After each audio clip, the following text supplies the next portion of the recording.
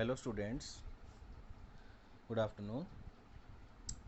आज का हमारा टॉपिक है टिंडल effect and scattering of light. तो जैसा कि टिंडल इफ़ेक्ट है, टिंडल जो है नाम है साइंटिस्ट का, और इस साइंटिस्ट ने एक फिनोमिना दिया, उस फिनोमिना को ही जाना जाता है टिंडल इफ़ेक्ट से। तो डेफिनेशन के आधार पे हम कहेंगे which makes the path of light visible, यानी कि जो लाइट के पाथ को विजिबल कर दे, that is known as the Tyndall effect. इसके एग्जाम्पल आपने देखे होंगे कभी कभी। वेंटिलेशन, यानी सिंपली हम कहें रोशनदान के कमरे में अगर वेंटिलेशन है तो वहाँ से कभी कभी सनलाइट गिरती है, या स्कूलों वगैरह में, तो वहाँ से हमें लाइट का पाथ विजिबल हो जाता है। या फिर कभी हमने स्मोक जब होता है तो उसमें कभी कभी बादलों में से जो धूप आ रही होती है उसकी वजह से हमें तिरछी तिरछी लाइनें दिखती हैं, that is known as the Tyndall effect. Forest area में भी हमें ऐसा देखने को मिल जाता है। तो ऐसा इफ़ेक्ट, ऐसा फिनोमिना जो लाइट के पाथ को विजिबल करे। अब यहाँ पर मैंने एक एग्जांपल लिया है कि एक गिलास लिया और उस गिलास के अंदर पानी है, और यहाँ से हमने टॉर्च से एक लाइट इस पर डाली, तो हम देखते हैं कि वो लाइट एज इट इज़ बाहर आ जाती है और हमें पानी के अंदर कुछ भी दिखाई नहीं देता है। अब उस पानी के अंदर हमने मिल्क डाल दिया है। मिल्क डालने के बाद ये दोबारा से जब हम एक्सपेरिमेंट करते हैं तो हमें इसमें जो लाइट है उसका पाथ दिखाई देता है। तो सिंपली जो स्कैटरिंग हुई लाइट की, जो स्कैटरिंग हुई depend upon size of particle, यानी कि पहले वाटर के जो पार्टिकल्स थे, मॉलिक्यूल्स थे, वो बहुत छोटे थे। फिर हमने इसके अंदर दूध मिलाया, दूध मिलाने की वजह से पार्टिकल है उनका साइज़ चेंज हो गया, और उनके चेंज होने की वजह से उसने लाइट को स्कैटर करना शुरू कर दिया, जिसकी वजह से हमें लाइट का पाथ विजिबल हो जाता है। तो बेसिकली हमारे पास यहाँ पर एक बात और आती है कि कई बार क्वेश्चन पूछ लिया जाता है कि अगर लाइट 5 ग्लासेस, जैसे मैंने 5 या 6 ग्लासेस ले लिए हैं, कि इनमें से अगर ये लाइट पास होती है तो क्या उसकी इंटेंसिटी घटेगी? तो उसके लिए आप लोग आंसर लिखोगे यस, क्या इंटेंसिटी गोज ऑन डिक्रीजिंग। मान लीजिए हमारे पास 100% है, तो पहली बार जब लाइट इसके अंदर जाएगी तो वो क्या करेगी? स्कैटर करेगी। फिर बचेगी कितनी? 80%। 80% दूसरे में जाके स्कैटर करेगी, तो आगे कितने निकल गई? 60%। ऐसे करते करते कुछ टाइम के बाद वो लाइट हमें दिखना बंद हो जाती है। दिस इज़ द फिनोमिना कि जब स्कैटरिंग होती है तो कुछ दूरी के बाद वो लाइट हमें दिखाई नहीं देती। इसका एग्जांपल है टॉर्च, कि जब हम टॉर्च से लाइट अगर डालें, हमारे घर में जो टॉर्च होती है, तो देखते हैं कि कुछ दूर दिखने के बाद उसे दिखना बंद हो जाता है।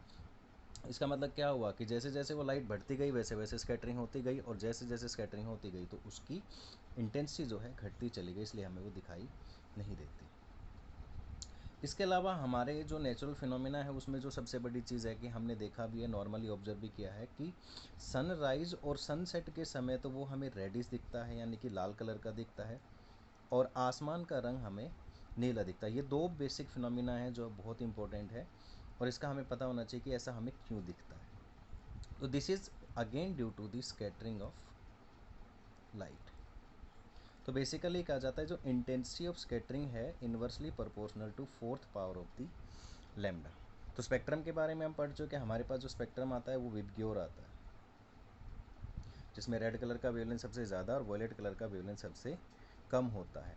तो यहाँ से अगर इस फॉर्मूले से बात करें तो जिसकी वेवलेंथ सबसे कम है उसकी स्कैटरिंग सबसे ज़्यादा होनी चाहिए। और यही होता है कि सुबह शाम के समय हमें जब सन हमारा होराइजन पर होता है तो हमें रेडिश दिखता है, लेकिन जब वो बिल्कुल टॉप पर होता है तो हमें आसमान का रंग नीला दिखता है। तो उसको मैं एक्सप्लेन करने जा रहा हूँ।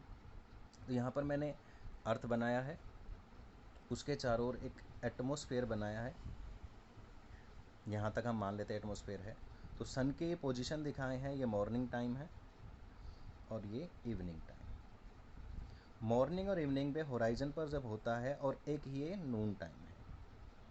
तो यहाँ से अगर हम देखें तो बेसिकली हमारे एटमॉस्फेयर में जब लाइट एंटर करती है तो जब वर्टिकल है तो इतना डिस्टेंस है, और होराइजन पर है तो इसका मतलब होराइजन पर है तो डिस्टेंस ज़्यादा कवर करना पड़ता है। तो जब सन से जो लाइट आती है तो सबसे पहले जैसे ही वो एटमॉस्फेयर में एंटर करेगी, सबसे पहले उसमें कौन सा कलर स्कैटर करेगा? वॉयलेट, क्योंकि वॉयलेट कलर की वेवलेंथ सबसे कम है, तो सबसे ज़्यादा स्कैटर कौन करेगा? Violet colour. थोड़ा और आगे चलते ही कौन सा कलर स्कैटर हो जाएगा? इंडिगो। फिर थोड़ा और आगे चल के ब्लू, फिर थोड़ा और आगे चल के, ऐसे करते करते हम कहाँ पर पहुँच जाएंगे? तो जो रेड कलर होगा वो हमारी आइज़ तक पहुँच जाएगा, इसलिए हमें सन रेडिश दिखेगा सुबह के समय और शाम के टाइम। लेकिन अगर मैं बात करूँ नून टाइमिंग पे। जब ये सनलाइट यहाँ से आती है तो जैसे ही वो यहाँ से एंटर करता है तो सिर्फ और सिर्फ violet, indigo and blue are scattered. तो वॉयलेट यहाँ पर जैसे एंटर करेगा स्कैटर कर जाएगा, उसके बाद इंडिगो स्कैटर कर जाएगा, और जैसे ही वो ब्लू पे पहुँचता है तो वो हमारी आँखों तक पहुँच जाएगा। इसलिए हमें आसमान का रंग नीला दिखाई देता है और सुबह शाम के समय सूरज हमें रेडिश दिखाई देता है। तो इसके लिए हमारा रीज़न रहेगा scattering of light.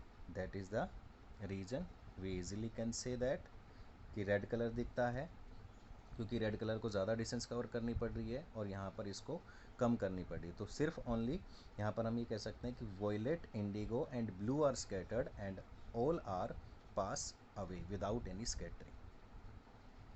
I hope student आपको समझ में आएगा। बाकी टॉपिक नेक्स्ट वीडियो।